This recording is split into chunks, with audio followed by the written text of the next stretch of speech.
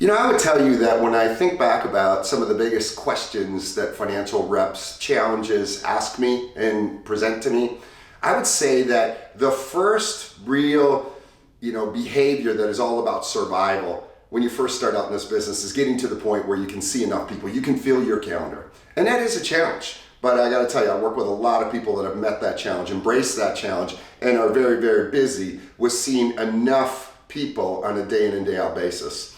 But they're in a rut because of the fact that they can't break out of the quality of the people that they're seeing. And they'll come to me and they'll say something like this: Jim, here's what I found, is that I've got plenty of work to do. I got plenty of people to see. I built this business now for 5, 6, 7, 8 years, and I'm not struggling to see people anymore.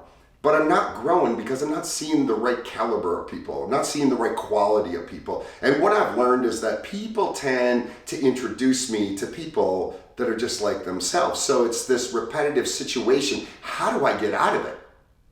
If that's a challenge for you, I want to tell you exactly how to do that. First and foremost, understand that you own your desire, you own your ability, you own your track to run on to determine who do you want to call on. We live in a free country. You don't need permission from anybody. But yet you got to get a lot better at doing some research. And I think that might be too technical of a term when I say research, but you need to be doing something that I call feed list. You need to be really aware when you're going into an appointment with who is in that individual's world. So for example, let's say that you're going into a law firm. Do you know who the partner is that attorney that you work with reports to? Do you know who all the partners are in that law firm? Do you know who the sharpest young attorneys who are just about ready to get promoted to partner are? And so when I say that, a lot of people say, well, how do you figure that out? Well, some you can figure out in research. You have a staff, you have a team that does a lot of market research. And market research is a very technical term. Let's face it, with today's technology and social media and everything else, it's not rocket science, right? And so between, Facebook and Twitter and LinkedIn, and then also the company websites of the individuals that you're working with, somebody on your team can do enough research and learn how to hone in to identify the right type of people that are in that company or in that firm or in that organization that you would be very, very, very excited to meet. Now you've got those names on what I call a feed list to be able to identify them with the person that you're talking about, or talking to, I should say. But yet at the same time, social media, technology and everything aren't always available to really be able to get into identifying the people that you really want to see. So then what you have to do is you have to be really good at identifying the art and the craft of asking phenomenal questions when you're meeting with your clients and customers that is not just one-dimensional nature. In other words, one-dimensional, selfish, it's all about me. It's me asking questions solely for the purpose of being able to get names to feed so that I can begin to grow my practice. But I also want to ask questions so that I can understand the person. I really want to build a relationship with them. And if I can better understand them, I can enhance my relationship with them while simultaneously having names to be able to feed to identify people I'm very excited about, then it becomes a win-win. Let me give you an example. Let's assume, and I'm just kind of stuck on a law firm here, but you could do this in any organization. A hospital with a young doctor trying to meet a doctor that's been around for a while that does financially really well, or any other type of organization. But for now, let's use a hypothetical situation of a law firm. And so you're working with a young junior attorney that's been in a law firm for, let's say, 5 years. They're on the track to become partner, but they haven't made it yet. And in a meeting, let's say this individual's name is Sally. I'd say, Sally, tell me a little bit about the future here at this firm. What does that look like for you? And she says to me, well, Jim, I really want to become a partner. Great. Tell me, how long does that typically take? Usually it's between 7 and 9 years. The sharpest ones that it's about 7, but at the onset, if you're not a partner by 9 years, you're probably not going to be one. And I said, okay, well, how are you feeling so far? And she says, I'm feeling pretty good. And I said, how many people started in your class 5 years ago when you started? And she says, 12. How many are still left? Actually, there's 9 of us that are still here. Wow. Who would you say out of that group's your toughest competition?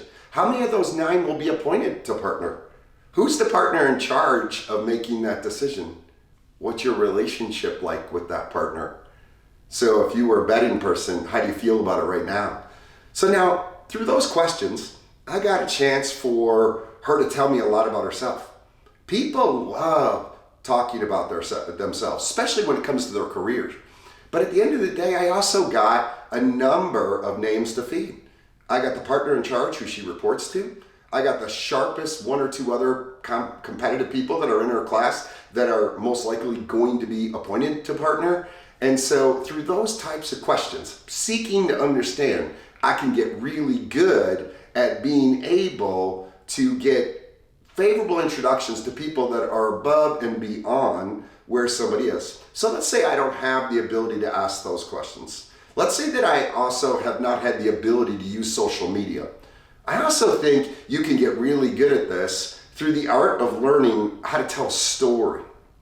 Let me give you an example of that. If I'm working with, let's say, Billy Smith, and Billy Smith has been a client of mine for 5 years, and I like Billy, and Billy likes me, and I like working with Billy, but the truth of the matter is Billy makes $100,000 a year, and I'm trying to meet people that make 200 or 250 or more, right? And up until now, Billy's been good at introducing me to his friendship inner circle, but they all make what he makes, right? And so now I gotta have a story. So at the end of the meeting, I might say, Billy, can I steal 5 more minutes of your time? You know I work on favorable introductions, and you've been so gracious. If it wasn't for you, I wouldn't have met these 3 or 4 people. But you know what's interesting about my business, and it's a really, really, really good problem to have, I'm very proud of it, is now that I've been doing this for 8 years, I no longer have a need to see people for the sake of seeing people. I could spend all day long seeing people. I am busy enough. But just like I'm sure you're probably trying to grow your business, I'm trying to grow mine. So now, I'm like when you and I first worked together, it was trying to build my business and get more clients.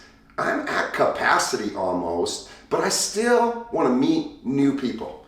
But what I want to meet is I want to meet people that I have the ability to, A, first and foremost, be intellectually stimulated and challenged with right out of the gates. B, I can use the intellectual horsepower that I since have acquired through all the credentials that I have learned. And so I have found that those people are typically right now already in the top income tax bracket. They typically own a company and have complex financial decisions to make.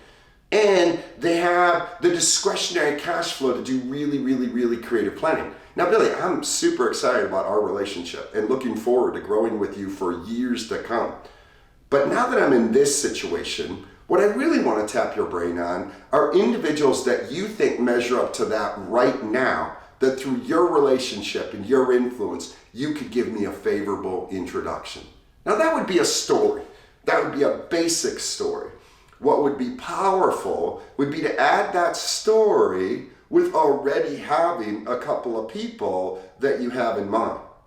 What I mean by that is that you go into that story now with that hypothetical client, Billy, he's going to understand where I'm at, he's going to understand where I'm coming from, but yet I also have a couple of names to feed because I or somebody on my team did my research. Let's say Billy happens to be a vice president in a privately held company that maybe has 150 employees in it.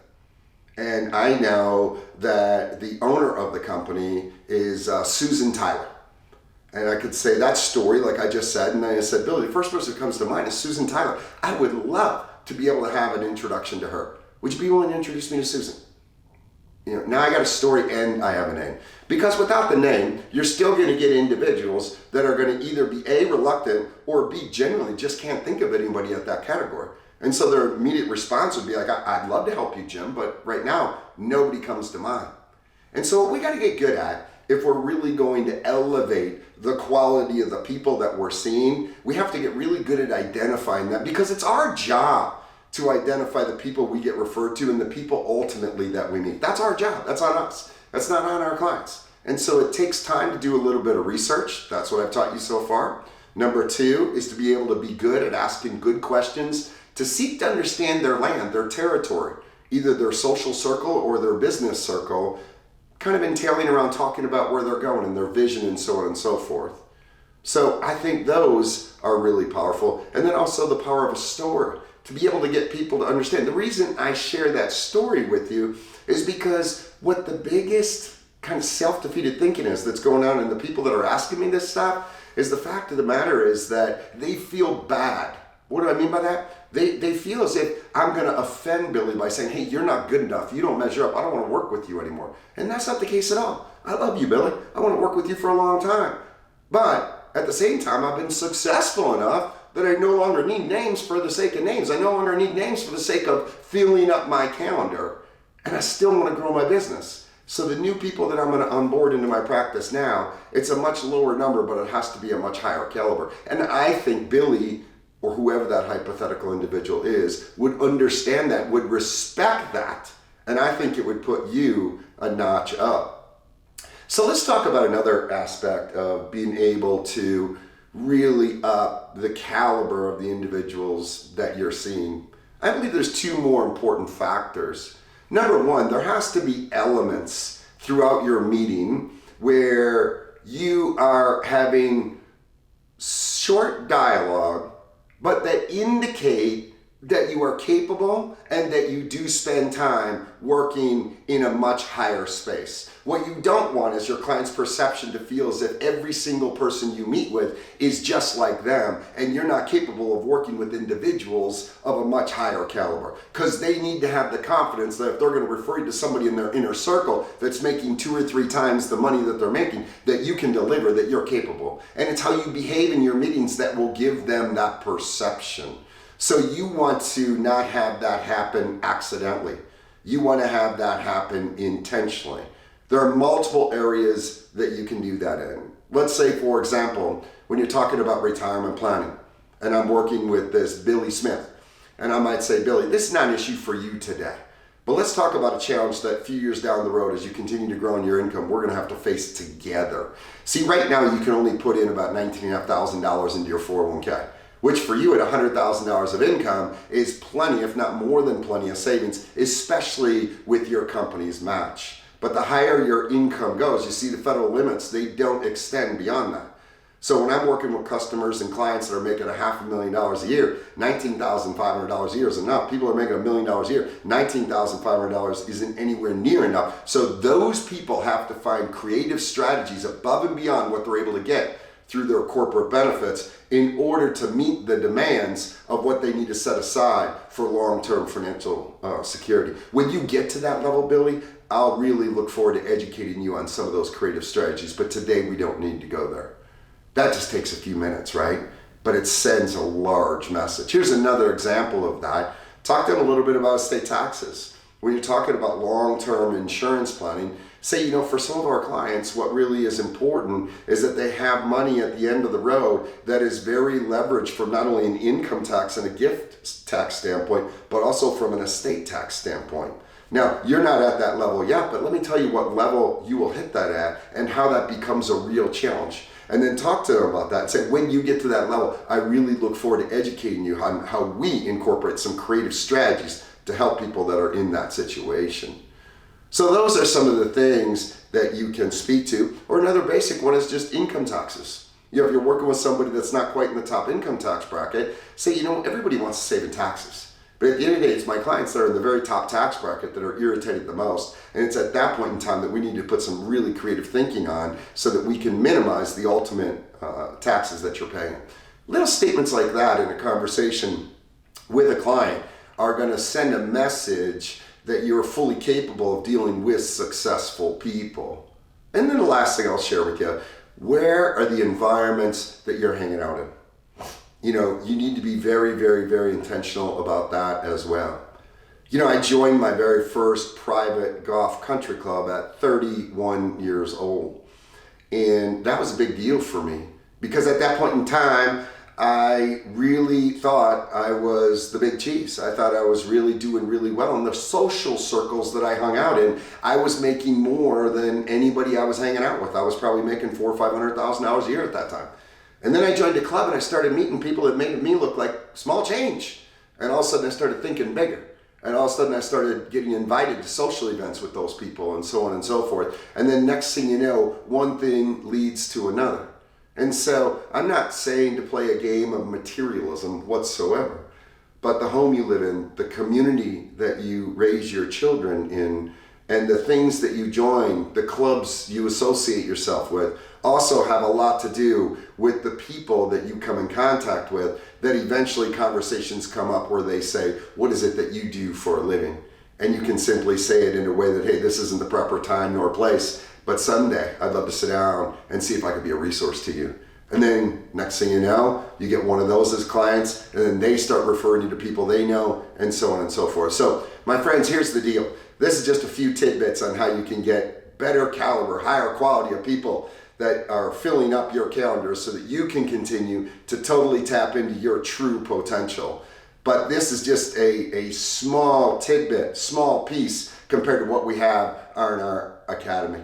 So I encourage you to go to p2p-academy.com and check out all the material so you can fully tap into your potential and begin to lead a life of abundance. Good luck to you.